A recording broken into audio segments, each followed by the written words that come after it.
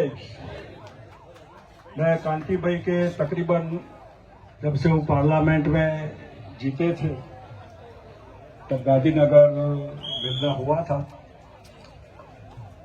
मैंने तकरीबन 30 साल पहले गुजरात में जितने आदिवासी समाज से एनजीओ या जो लीडर थे इनको बुलाकर मैंने कहा कि इस समाज के लिए क्या करना चाहिए आप बताइए। और ये मीटिंग के बाद आदिवासी समाज के लिए महाराष्ट्र पैटर्न था, वो पैटर्न हमने गुजरात पैटर्न करवाया। मैं गोधरा से पार्लियामेंट में था तब बहुत नजदीक से समाज के बीच में समझना देखना मिला। आदिवासी या भील प्रदेश सिर्फ भाषणों से नहीं होगा।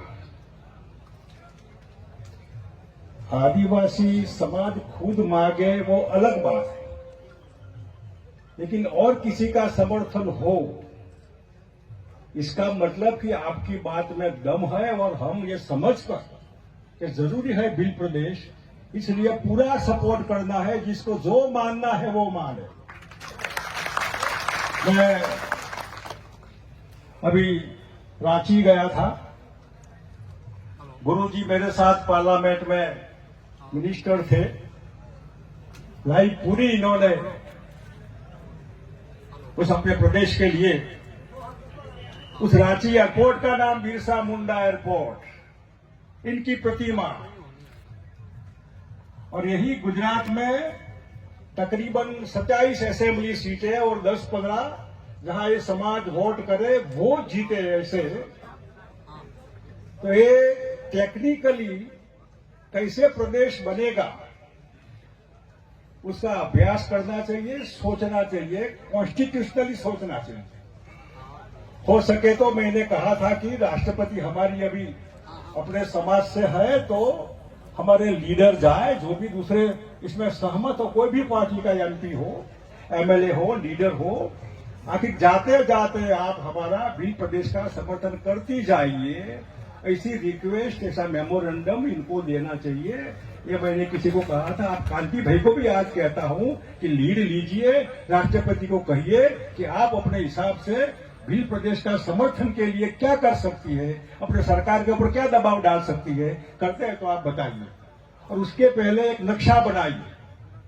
मैंने जो नक्शा बनाया था, महाराष्ट्र, गुजरात, राजस्थान, मध्य प्रदेश, आधा हिस्सा राजस्थान, आधा गुजरात और मध्य प्रदेश का काफी शहर है इसमें।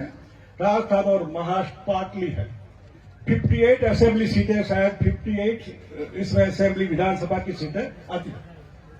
ये जो नक्शा है उसको हर असेंबली, 4 राज्य है, राजस्थान, गुजरात, महाराष्ट्र, असेंबली में के इसका प्रस्ताव पास हो, इसका प्रस्ताव पास हो। हम ये राज्य, हमारी असेंबली भी प्रदेश के लिए समर्थन करती है, राष्ट्रपति को भेजे, भारत सरकार को भेजे, 4 राज्य की सरकार भेजे, दूसरे भी भेजे।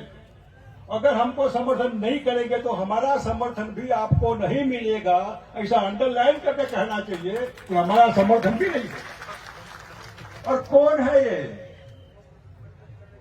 आज सबसे ज्यादा जिसका कोई मालिक नहीं है सिवा ऊपर वाला, ये आदिवासी समाज। लाइट है नहीं है, टेलीफोन का रेंज आती है नहीं आती है, डॉक्टर है नहीं है, शिक्षक है नहीं है, रास्ता है नहीं है, बस है नहीं है, पढ़ाई की व्यवस्था है नहीं है।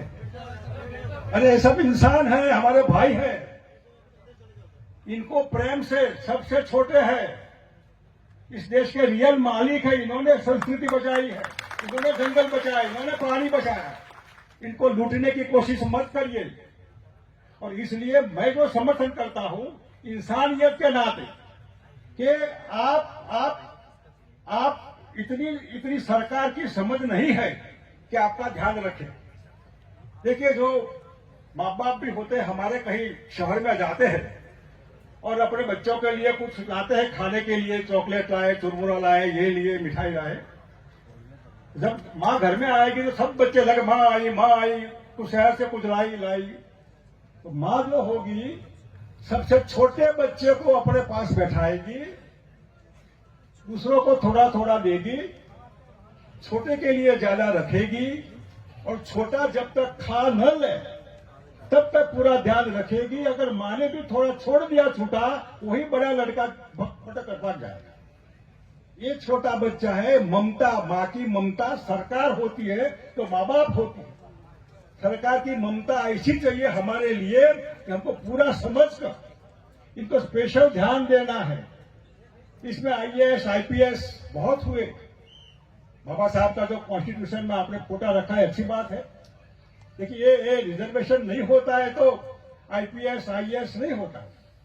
तकलीफ एक बात की है, मैं कई आईएएस आईपीएस को जानता हूं, मेहरबानी करके आप ट्राइबल हैं मानकर चलिए, अपने भाई बहनों से दूर मत रहिए। आप ट्राइबल नहीं है ऐसा मत कहिए। ये थे तो आप आईएएस आईपीएस बने, अब शहर में आए, बाबू बने, सुखी हुए, इनसे दूर मत रहिए, इनसे प्रेम से बुलाइए और इनको सबको और तैयार करिए। दूसरे भाई बहन हैं, इनके लिए आईएएस आईपीएस कैसे हो सकते, इनकी चिंता करिए आप। और इसलिए मेरा जो भी प्रदेश का समर्थन का मतलब है कि आपका राज्य है, अब कंप्लेन नहीं करना है, कंप्लेन करनी है तो खुद को करो। सॉल्यूशन भी आपका भाई जो बैठा होगा, मुख्यमंत्री, होम मिनिस्टर, जो भी होगा, सॉल्यूशन वही है। तो वो अच्छे लीडर मेहरबानी करके नेता अच्छा पसंद करे। अगर वो चीटर कंपनी आ गई तो आपको भी लूटेगा, आपका भाई सबसे पहला हमको लूटता है। इसलिए अच्छे लीडर हो, जिनको मानवता हो। कोई आए, गरीब आदमी आए, इनको कोई है नहीं, इसलिए हमने देश में आरटीआई का एक्ट लगाया। मैं गुजरात में था तो कोई दाहोद से कोई आता साहब, वो मैं बाबू के पास गया, उसने बोला कल आना। मैं कहां से कल आऊं, मैं कहां रहूं। मैंने गुजरात में समाज को रहने के लिए रैन बसेरा बनाए थे, हर जिलों में रहिए, यहाँ धूप में मत पड़े रहिए, बारिश में मत रहिए यहाँ। तो पूरे समाज के लिए जिसको फीलिंग हो अंदर से, ऐसे लीडर पसंद करिए जिनके प्रेम हो हमारे लिए। अगर ये प्रेम नहीं होगा तो कोई मतलब नहीं है, वो भी हमको लूटने वाला होगा। ये अच्छे लीडर, अच्छे आगेवान, और मैं मानकर चलता हूं कि आपको 2027 है, 29 आएगा, उसके पहले ऐसी कोशिश हो कि भी प्रदेश का एक कॉन्स्टिट्यूशन में अलग राज्य बने, झारखंड बना, ऐसा ही भी प्रदेश बना।